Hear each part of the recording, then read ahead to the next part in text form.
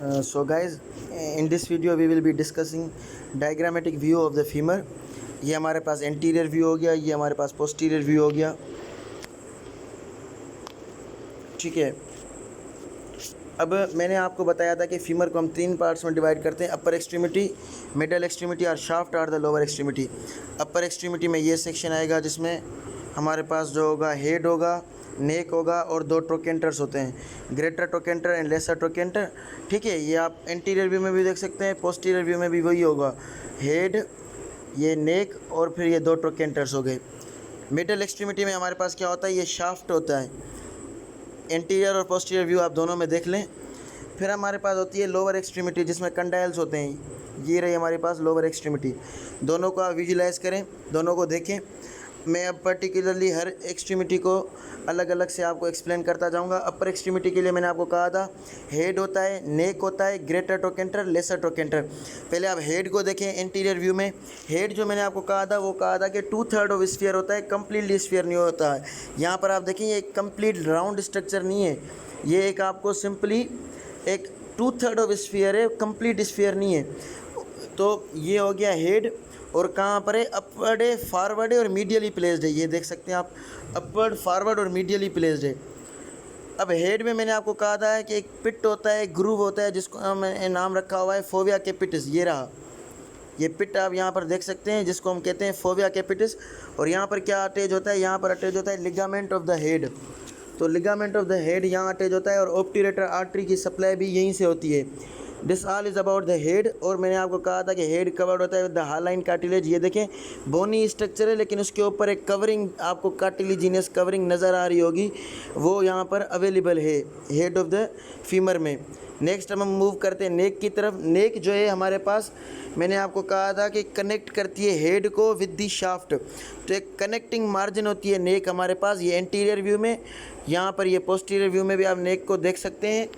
और नेक जो होती है वो भी कॉन्वेक्सली एक इंक्लाइंड पोजीशन में मौजूद होती है, एक एंगल बनाती है। वो मैंने आपको थ्योरी में बता दिया है कितना एंगल होता है और कैसे वो एंगल चेंज भी होता है, वो मैंने आपको सारा उसमें कवर करवा रखा है थ्योरी में। तो आप थ्योरी से भी देख लेना। बाकी ये एंगल बनाती है यहाँ पर विद द शाफ्ट के एक्सिस के साथ। यहाँ पर एक एक्सिस हम इमेजिन करेंगे, उस एक्सिस का और इस नेक का यहाँ पर एक एंगल बनता है जिसको मेयर करेंगे तो मेल में 125 और फीमेल में थोड़ा कम आता है। ठीक है, अब हम मूव करेंगे ट्रोकेंटर्स की तरफ। ट्रोकेंटर्स जो अपर एक्सट्रीमिटी में मैंने आपको पढ़ा है, 2 होते हैं, ग्रेटर ट्रोकेंटर और लेसर ट्रोकेंटर। ग्रेटर ट्रोकेंटर ये रहा, अपर एक प्रोमिनेंस है, जो मैंने आपको क्या बताया था, लेटरल साइड पर सॉरी लेटरल साइड पर अपवर्ड पार्ट में एक प्रोमिनेंस होती है नेक और शाफ्ट के बीच में। नेक रहा ये, और शाफ्ट के बीच में एक जंक्शन है ना, जहाँ वहाँ पर ये ग्रेटर ट्रोकेंटर की प्रोमिनेंस है। कहाँ, लेटरल साइड में, अपवर्ड पार्ट में। ये एंटीरियर व्यू में, ये रहा, ये पोस्टीरियर व्यू में भी आप देख सकते हैं। दूसरा जो ट्रोकेंटर हमारे पास है वो है लेसर ट्रोकेंटर, जो ये रहा, जो मैंने आपको बताया था पोस्टीरियर मीडियली पार्ट में होता है। ये देखें प्रोमिनेंस इसकी क्लियर जो है ना वो पोस्टीरियर व्यू में है, नज़र तो आ रहा है ये एंटीरियर व्यू से, लेकिन ये जो है प्रोमिनेंस बेसिकली कहाँ पर है, पोस्टीरियर व्यू में है। और एक जो बात मैंने आपको बताई थी वो थी, मैंने आपको बताया था ट्रोकेंट्रिक फोसा एक अवेलेबल होता है पोस्टीरियर साइड में। ग्रेटर ट्रोकेंटर के नीचे एक डिप्रेशन होती है, ये रहा ट्रोकेंट्रिक फोसा। ये इसके लिए एरो भी मैंने दे दिया है, ये एरो यहाँ लिखा हुआ है डायग्राम में, आप देख सकते हैं। ये देखिए यहाँ जो कर्व हो रहा है ना, इसके नीचे एक डिप्रेशन है, एक उसको कहते हैं ट्रोकेंट्रिक फोसा। ठीक है, अब एंटीरियर व्यू में मैंने आपको बताया था ग्रेटर ट्रोकेंटर और लेसर ट्रोकेंटर को जो ज्वाइन करता है उसको हम कहते हैं इंटर ट्रोकेंट्रिक लाइन, ट्रोकेंटर्स के बीच वाली लाइन। और पोस्टीरियरली जो उनको ज्वाइन करता है उनको हम कहते हैं इंटर ट्रोकेंट्रिक क्रेस्ट, क्योंकि वो एक प्रोमिनेंस होता है, एक बोनी लैंडमार्क होता है। ये देखें, ये हो गई इंटर ट्रोकेंट्रिक लाइन, ये रहा, और वहाँ पर होता है इंटर ट्रोकेंट्रिक क्रेस्ट, जो ये बनता है एक क्रेस्ट, एक बोनी प्रोमिनेंस बनती है। ठीक है, आप इस वीडियो में, इस फोटो में, इस डायग्राम में आप देख सकते हैं क्लियरली। और यहाँ पर मैंने आपको बताया था एक प्रोमिनेंस होती है जिसको हम कहते हैं, एक ट्यूबरोसिटी होती है जिसको कहते हैं क्वाड्रेट ट्यूबरकल। और यहाँ पर क्या अटैच होता है, ये मैंने आपको थ्योरी में बताया था, क्वाड्रेटस फेमोरिस मसल आकर अटैच होता है। ठीक है, ये मैंने आपको बता दिया अबाउट द ट्रोकेंटर्स। अब हम शाफ्ट की तरफ मूव करेंगे। शाफ्ट जो होती है वो मैंने आपको बताई थी, वो भी कॉन्वेक्सली फॉरवर्ड होती है। ये देखें स्ट्रेट नहीं है, कॉन्वेक्सली फॉरवर्ड है।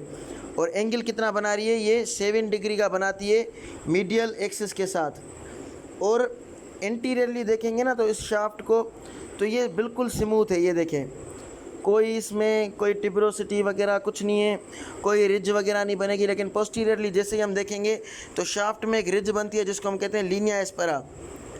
क्या कहते हैं उसको? Linnaea aspera.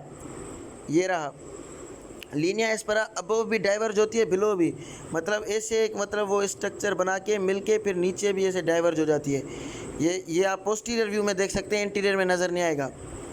तो ये देखें, ये लीनिया एस्पेरा है, नीचे भी डाइवर्ज हो गई, ऊपर भी डाइवर्ज होगी। ऐसे ऊपर जो मीडियल साइड पर डाइवर्जनेस होगी उसको हम कहेंगे मीडियल लिप, लेटरल वाले को कहेंगे लेटरल लिप। जो मीडियल लिप होगी वो ऊपर मूव करके बन जाएगी पेक्टिनियल लाइन, पेक्टिनियल लाइन बनेगी। ठीक है, ये रहा पेक्टिनियल लाइन। और ये आप इस डायग्राम में देखें कहाँ पर बन रही है। और जो बिलो होगी वो बनेगी, जो लेटरल साइड पर जा रही होगी वो बनाएगी हमारे पास ग्लूटियल टिब्रोसिटी। ये रही ग्लूटियल टिब्रोसिटी। ये टर्म यहाँ लिखा हुआ है, एरो देखें कहाँ पर है। तो इस एरो को अगर हम मैच करेंगे तो यहाँ से ये टिब्रोसिटी ऐसे, यहाँ से ऐसे, फिर ये रिज बीच में आ जाएगी लीनिया एस्पेरा। फिर दोबारा ये नीचे मीडियल भी जाएगी, लेटरल भी जाएगी। जो मीडियल जाएगी उसको हम कहते हैं मीडियल सुप्राकंडाइलर रिज, जो नीचे की तरफ। अब हम सेक्शन की, डिस्टल सेक्शन की बात कर रहे हैं, प्रोक्सिमल की हो गई। मीडियल सुप्राकंडाइलर रिज आर लाइन ये आएगी मीडियल साइड की तरफ, और लेटरल सुप्राकंडाइलर रिज आर लाइन ये आएगी लेटरल साइड की तरफ।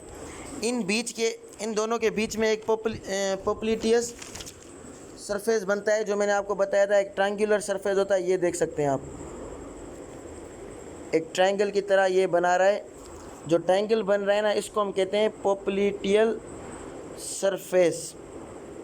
ठीक है, पोप्लिटियल सरफेस बनेगा। ये रहा पोप्लिटियल सरफेस लिखा हुआ, पोप्लिटियल सरफेस। तो ये बनेगा इसमें। यहाँ तक हमारी शाफ्ट भी ख़त्म हो गई। अब हम बात करेंगे लोअर एक्सट्रीमिटी की, जिसमें 2 कंडाइल्स होते हैं, मीडियल कंडाइल और लेटरल कंडाइल। ये रहा हमारे पास मीडियल कंडाइल, लेटरल कंडाइल, और ये रहा हमारे पास मीडियल कंडाइल। सिमिलरली यहाँ भी मीडियल कंडाइल और ये लेटरल कंडाइल, दोनों कवर्ड होंगे विद द हाइलाइन कार्टिलेज।